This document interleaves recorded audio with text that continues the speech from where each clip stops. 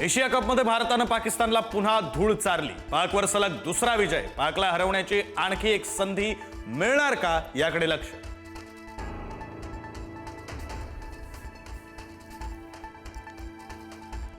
Pakistani cricketer Sahibzada फरहानचं missile celebration वादात। पहलगाम हल्ल्याची आठवण करून देत संजय राऊत यांची मोदी सरकार आणि बीसीसीआयवर टीका।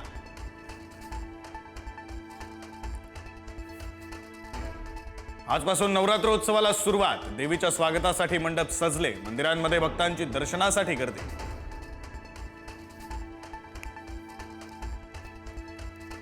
ठाण्यातील टेंबी नाक्यावरील देवीच्या आगमनाला उपमुख्यमंत्री शिंदे उपस्थिती लावणार, तर ठाकरेंच्या शिवसेनेचे राजन विचारेही कार्यकर्त्यांसह दाखल होणार।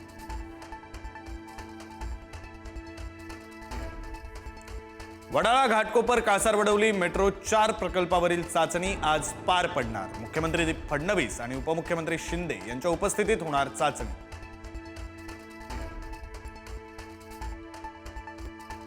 नूतनीकरण केलेल्या शिवाजी पार्क जिमखान्याचे आज उद्घाटन होणार।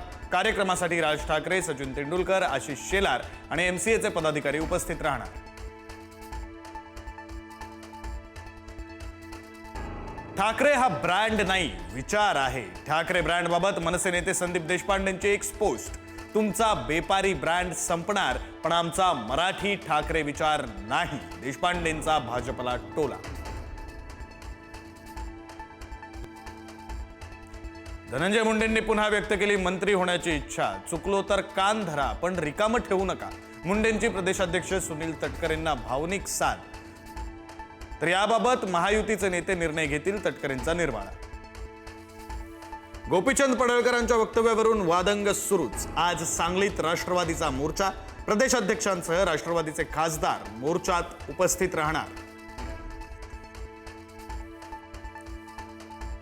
जालन्यामध्ये ओबीसी आंदोलक नवनाथ वाघमारेंची गाडी अज्ञातांनी पेटवली। जरांगे समर्थकांनी गाडी पेटवल्याचा वाघमारेंचा आरोप, तर गुन्हा दाखल करण्याची ही मागणी।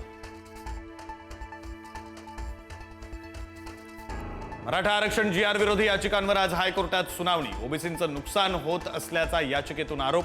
जीआर कोर्टात टिकणार का याकडे लक्ष। जालन्यातील धनगर उपोषणाचा आज 6वा दिवस। धनगरांचा एसटीत समावेश करण्याच्या मागणीसाठी दीपक बोराडेंचा आमरण उपोषण। आंदोलनाला पाठिंबा वाढला।